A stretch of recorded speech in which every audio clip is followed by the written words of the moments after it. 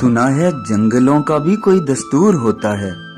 سنا ہے شیر کا جب پیٹ بھر جائے تو وہ حملہ نہیں کرتا، درختوں کی گھنی چھاؤں میں جا کر لیٹ جاتا ہے۔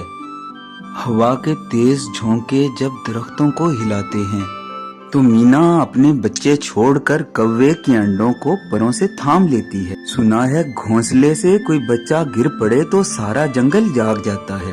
سنا ہے جب کسی ندی کے پانی میں بھیے کے گھونسلے کا گندمی رنگ لرزتا ہے تو ندی کی روح پہلی مچھلیاں اس کو پڑوسن مان لیتی ہیں۔ کبھی طوفان آ جائے، کوئی پل ٹوٹ جائے تو کسی لکڑی کے تختے پر گلہری، سانپ، بکری اور چیتا ساتھ ہوتے ہیں۔